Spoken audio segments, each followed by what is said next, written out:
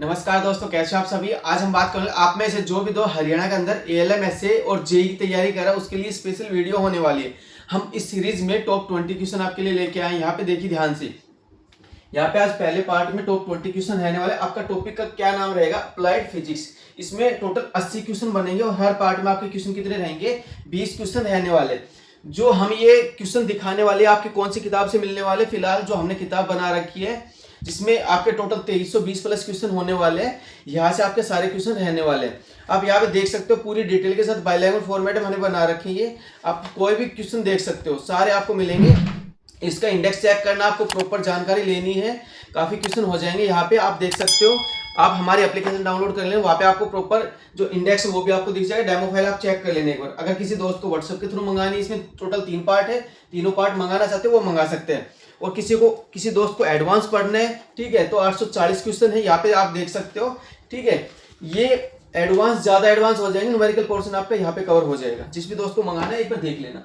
तो यहाँ पे स्टार्ट करते हैं। देखिए जी, हमारा पहला क्वेश्चन है which of the following method are used for making magnets. इसका मतलब है चुंबक बनाने के लिए निम्न में से, मतलब इन चारों में से किस विधि का उपयोग किया जाता है? मैग्नेट बनाने के लिए कौन सी विधि का प्रयोग किया जाता है भाई? ऑप्शन हमारे सिंगल टच मेथड, ठीक है, divided touch method, double touch method या सभी। तो इनमें से आपका आंसर हो जाएगा सभी। मतलब सारे के सारे जो विधियां हैं, ये सारी की सारी मैग्नेट बनाने के लिए इनकी जरूरत पड़ती है। नेक्स्ट हमारा अगला क्वेश्चन है दूसरा।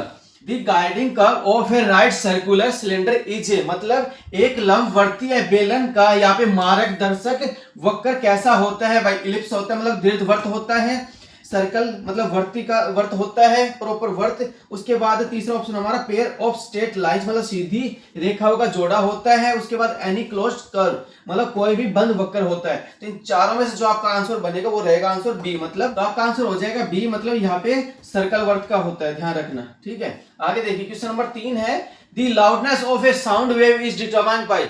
यहाँ पे ध्वनि तरंग की प्रबलता किसके द्वारा निर्धारित की जाती है? क्वेश्चन रिपीट कर रहा हूं, यहाँ पे ध्वनि तरंग की प्रबलता या लाउडनेस किसके द्वारा निर्धारित की जाती है भाई? वेवलेंथ के द्वारा, स्पीड के द्वारा, फ्रीक्वेंसी के द्वारा, एम्पलीट्यूड के द्वारा। तो इन चारों में से आपका आंसर कौन सा बनेगा? आंसर डी, मतलब आपकी एम्पलीट्यूड आपका आंसर हो जाए, मतलब आयाम के द्वारा यहाँ पे ध्वनि तरंग की प्रबलता मापी जाती है।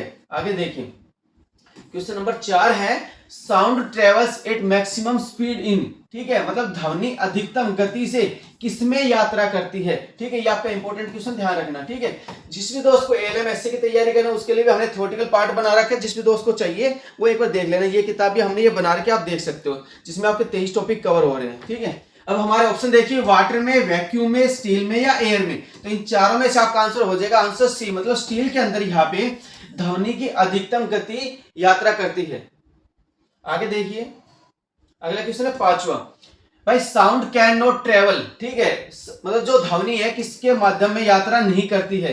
मतलब कौन सा ऐसा माध्यम है जिसमें ध्वनि यात्रा नहीं करती? मतलब साउंड वाटर में, स्टील में, वैक्यूम में या हाइड्रोजन गैस के अंदर। इन चारों में से आपका आंसर हो जाएगा आंसर सी, मतलब वैक्यूम के अंदर यहाँ पे ध्वनि यात्रा नहीं करती है। अगला क्वेश्चन देखिए, क्वेश्चन नंबर 6 है विच ऑफ द फॉलोइंग, मतलब इन चारों में से बात की जाए तो devices converts electrical energy to mechanical energy.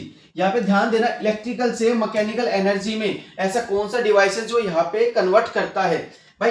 निम्न में से, मतलब इन चारों में से कौन सा उपकरण विद्युत ऊर्जा को यांत्रिक ऊर्जा में परिवर्तित करता है भाई? इलेक्ट्रिक मोटर है, डायनेमो है, मतलब जिसको क्या बोला जाता है? जनरेटर बोला जाता है, ट्रांसफॉर्मर है या इंडक्टर है। तो इन चारों में से आपका आंसर हो जाएगा आंसर ए, मतलब इलेक्ट्रिक मोटर। यहाँ पे इलेक्ट्रिक मोटर क्या करते हैं? विद्युत ऊर्जा को यांत्रिक ऊर्जा में परिवर्तित करती है। आगे देखिए क्वेश्चन नंबर 7 है हमारा, we get energy directly from, मतलब हम सीधे ऊर्जा किससे प्राप्त करते हैं भाई? स्पेस से, सन से, एटमॉस्फेयर से या ओशियन से। इन चारों में से आपका आंसर बनेगा आंसर बी, मतलब सन से हम डायरेक्ट यहाँ पे क्या प्राप्त करते हैं? ऊर्जा प्राप्त करते हैं। आप में से जो भी दोस्त हरियाणा पुलिस की तैयारी कर रहे हैं, आपका कोई ऐसा दोस्त है जो मेंस की तैयारी कर रहा है प्रॉपर, उसके लिए हमने कृषि और पशुपालन के नोट्स बना रखे हैं। आप देख सकते हो यहाँ पे प्रॉपर जानकारी दे रखी है, जिसमें 880 प्लस एमसीक्यू होने वाले। जिस भी दोस्त को मंगानी है किताब मंगा सकता है। ठीक है, आगे देखिए, आगे चलते हैं।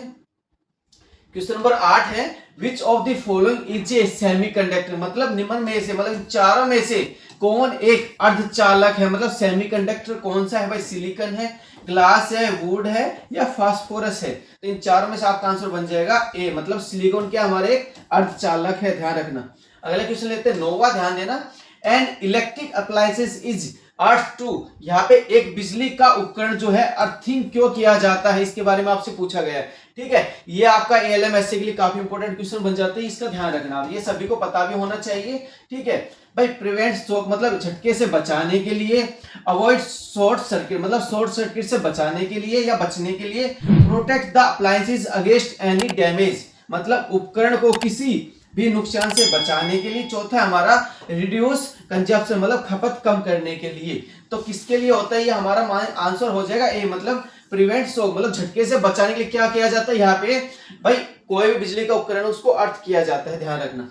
आगे देखिए क्वेश्चन नंबर 10 है, an electric bulb has a filament made, कहने का मतलब है एक इलेक्ट्रिक बल्ब जो है उसका फिलामेंट किसका बना होता है। ये कई बार क्वेश्चन पूछा भी गया, सभी को आना भी चाहिए भाई, लीड का, यहाँ पे आयरन का, उसके बाद है टंगस्टन का या कॉपर का। तो इन चारों में से आपका आंसर कौन सा हो जाएगा, आंसर चाहिए मतलब टंगस्टन का क्या बना होता है यहाँ पे फिलामेंट, कौन सा, बल्ब का फिलामेंट बना होता है। जिसमें दोस्त को हरियाणा जीके चाहिए, जिसमें तरह से टॉपिक आपके कवर, उसके प्रिंटेड भी हमने बना रखे, जिसमें दोस्त को मंगाने पर देख लेना। ठीक है, हरियाणा पुलिस के हिसाब से कोई तैयारी कर रहा है उसके लिए भी हमने बना रखे हैं। ठीक है, पटवारी ग्राम सचिव की कर रहा है उसके लिए भी हमने नोट्स बना रखे हैं, आप देख सकते हो।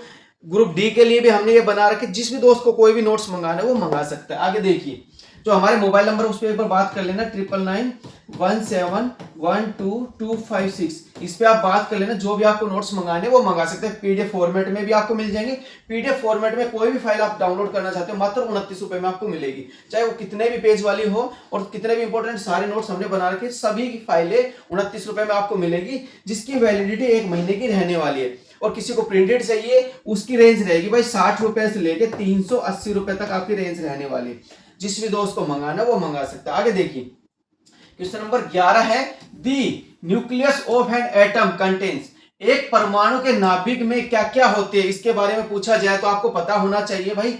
एक परमाणु के नाभिक में भाई प्रोटॉन और इलेक्ट्रॉन होते हैं, न्यूट्रॉन्स एंड इलेक्ट्रॉन्स होते हैं, या ओनली न्यूट्रॉन्स होते हैं, या प्रोटॉन्स एंड इलेक्ट्रॉन न्यूट्रॉन्स होते हैं। तो इन चारों में से आपका जो आंसर बनेगा वो क्या रहेगा, आंसर डी, मतलब प्रोटॉन और न्यूट्रॉन्स दोनों किसके अंदर होते हैं, एक परमाणु के नाभिक के अंदर, ध्यान रखना। आगे देखिए, आगे चलते हैं, क्वेश्चन नंबर 12 है हमारा, the transformer working principle is, कहने का मतलब है जो ट्रांसफॉर्मर है उसका कार्य सिद्धांत क्या है भाई, किरचॉफ्स लॉ के ऊपर कार्य करता है, गैस लॉ के ऊपर है, फैराडे लॉ के ऊपर है, या म्यूचुअल इंडक्शन है। तो इनमें से बिल्कुल आपका आंसर बिल्कुल ठीक होना चाहिए, आंसर हो जाएगा डी, मतलब म्यूचुअल इंडक्शन के ऊपर कौन कार्य करता है, यहाँ पे ट्रांसफॉर्मर कार्य करता है। अगला क्वेश्चन लेते हैं, question number 13, A transformer operates on, मतलब एक ट्रांसफॉर्मर जो होता है किस पर संचालित होता है, एक ट्रांसफॉर्मर किसके ऊपर संचालित होता है भाई, एसी और डीसी दोनों पे होता है,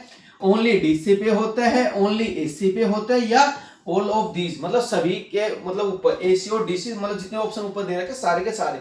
तो कहने का मतलब जो ट्रांसफॉर्मर है वो ओनली एसी पे कार्य करता है, ध्यान रखना। ठीक है, डीसी पे कार्य नहीं करता है। अब क्वेश्चन नंबर 14 देखिए, इन आर्क वेल्डिंग, जो आर्क वेल्डिंग होती है, the temperature of the arc is, कहने का मतलब आर्क जो वेल्डिंग होती है उसमें आर्क का जो तापमान होता है वो कितना होता है। ठीक है, ये भी आपका इंपॉर्टेंट क्वेश्चन है, सारे ज्यादातर इंपॉर्टेंट क्वेश्चन बन रहे हैं, आप एक बार देख लेना भाई। आर्क का तापमान 100 डिग्री होता है, 1470 डिग्री होता है, 1000 होता है और 3500 होता है। तो इन चारों में से आपका आंसर हो जाएगा आंसर डी, मतलब 3500 डिग्री तापमान किसका होता है भाई, आर्क वेल्डिंग के अंदर आर्क का तापमान होता है। अगला क्वेश्चन देखिए 15वां, ध्यान से देखना, यूनिट ऑफ ल्यूमिनस फ्लक्स, कहने का मतलब है ल्यूमिनस जो फ्लक्स होता है, ज्योति फ्लक्स बोल सकते हैं उसको, उसकी इकाई आपसे पूछी है भाई। सीमन होती है, लक्स होती है, कनाडा होती है, उसके बाद ल्यूमेन होती है। तो इन चारों में से आपका आंसर हो जाएगा आंसर डी, मतलब ल्यूमेन किसकी इकाई, यहाँ पे देखा जाए तो आपका ल्यूमिनस फ्लक्स की, ध्यान रखना। उसके बाद question number 16, velocity of the wind measured by, ठीक, कहने का मतलब हवा का जो वेग होता है किसके द्वारा मापा जाता है। ठीक है, ये भी आपको याद रखना, सेम से ऑप्शन मिलेंगे, एक बार देख लेना भाई। हवा का वेग किसके द्वारा मापा जाता है भाई, स्पीडोमीटर के द्वारा, एनीमोमीटर के द्वारा, टेकोमीटर के द्वारा, या मल्टीमीटर के द्वारा। तो इन चारों में से आपका जो आंसर बनेगा आपका बी, मतलब एनीमोमीटर के द्वारा क्या होता है यहाँ पे भाई, हवा का वेग मापा जाता है। ठीक है, जिस भी दोस्त को हरियाणा पुलिस के हिसाब से नोट चाहिए ये भी आपको दिखा दी मैंने, जिस भी दोस्त को मंगाना है मंगा सकता है। ठीक है, प्रिंटेड फॉर्मेट में मिलेंगे आपको, सारे इंपोर्टेंट है, जिसमें आपके यहाँ पे देखा जाए तो 800 प्लस 50 प्लस एमसीक्यू मिलने वाले, ध्यान रखना। उसके साथ आपको संविधान के क्वेश्चन लेने चाहिए, जिसमें रूल रेगुलेशन सारी चीजें दे रखी है। ठीक है, डेमो आपको चेक करना, डेमो भी चेक कर लेना। ठीक है, एप्लीकेशन जरूर डाउनलोड कर लेना, एवरेस्ट इंस्टीट्यूट के नाम से प्ले स्टोर पे जाके, या डिस्क्रिप्शन लिंक मिल जाएगा, वहां पे आप जाके डाउनलोड कर सकते हो। ठीक है, अब क्वेश्चन नंबर 17 है, और एएलएम के लिए सबसे बेस्ट किताब है ये 8000, जिसमें 666 प्लस क्वेश्चन दे रखे हैं, 93 टॉपिक कवर कर रखे हैं, सारे बाइलैंग्वेज फॉर्मेट में, सारे एमसीक्यू रहेंगे, एक बार देख लेना। अब 17वां क्वेश्चन देखिए, the weight of a body at the centre of the earth, कहने का मतलब है पृथ्वी के केंद्र में किसी वस्तु का भार कितना होता है। ठीक है, केंद्र की बात चलिए तो ध्यान रखना, केंद्र में भाई ऑप्शन है 0 होता है, इनफाइनाइट होता है मतलब अनंत होता है, और सेम एज मतलब जो सरफेस पे होता है वही रहता है, सेंटर में भी, या नन ऑफ दीज। ठीक है, इनमें से कोई नहीं, तो इन चारों में से आपका आंसर बन जाएगा, सेंटर में क्या होता है 0 होता है। ठीक है, आगे देखिए अगला क्वेश्चन लेते हैं, क्वेश्चन नंबर 18, एक जियो स्टेशनरी सैटेलाइट, इसका मतलब है एक भूस्थितिक यहाँ पे उपग्रह क्या है, यहाँ पे देखा जाए तो revolves about the polar axis के ऊपर, कहने का मतलब है ध्रुवीय अक्ष के चारों ओर घूमता है। ठीक है, has a time period less than that the near earth satellite, कहने का मतलब इसका आवर्तकाल पृथ्वी के निकट उपग्रह की तुलना में कम होता है। तीसरा ऑप्शन हमारा मूव्स फास्टर देन ए नियर अर्थ सैटेलाइट, कहने का मतलब हमारा यहाँ पे पृथ्वी के निकट उपग्रह से तेज चलता है। और डी ऑप्शन हमारे यहाँ पे is stationary in the space, यहाँ पे अंतरिक्ष में स्थिर होता है। तो इन चारों में से आपका जो आंसर बनेगा वो रहेगा आपका ए, मतलब revolves about the polar axis, मतलब ध्रुवीय अक्ष के चारों ओर घूमता है। ठीक है, जियो स्टेशनरी सैटेलाइट। अगला क्वेश्चन लेते हैं, क्वेश्चन नंबर 19 देखिए ध्यान से, विच of the following is a derived unit, कहने का मतलब है निम्न में से इन चारों में से कौन सी एक व्युत्पन्न इकाई है या ड्राइव यूनिट है। तो मास है, टाइम है, लेंथ है, या वेलोसिटी है। तो इन चारों में से ड्राइव यूनिट कौन सी है देखा जाए तो आंसर डी, मतलब वेलोसिटी क्या हमारी यहाँ पे देखा जाए तो ड्राइव यूनिट। ठीक है, ध्यान रखना। क्वेश्चन नंबर 20वां है भाई, जो एक्सरे होता है, एक्सरे वाज इन्वेंटेड बाय, कहने का मतलब जो एक्सरे है उसका आविष्कार आपसे पूछा जाए किसने किया था, तो हमारा है रोटजन ने। ठीक है, उसके बाद है आइंस्टीन ने, उसके बाद है क्रोक एंड वाटसन ने, उसके बाद है गोल्डस्मिथ ने। इन चारों में से जो आपका आंसर बनेगा वो क्या रहेगा, आंसर ए, मतलब रोटसन ने क्या किया था, यहाँ पे एक्सरे का आविष्कार किया था। तो हमारे यहाँ पे टॉप 20 क्वेश्चन हो चुके, ध्यान रखना। ठीक है, और जिस भी दोस्त ने एप्लीकेशन डाउनलोड नहीं किया एवरेस्ट इंस्टीट्यूट के नाम से, आप सर्च करके प्ले स्टोर पे जाके सर्च कर लेना और डाउनलोड कर लेना। ठीक है, यहाँ पे सबसे पहले आपको डाउनलोड करने के बाद रजिस्टर करना है, रजिस्टर में कुछ आपकी बेसिक जानकारी आपको डालनी है, पासवर्ड कुछ भी क्रिएट कर लेना है।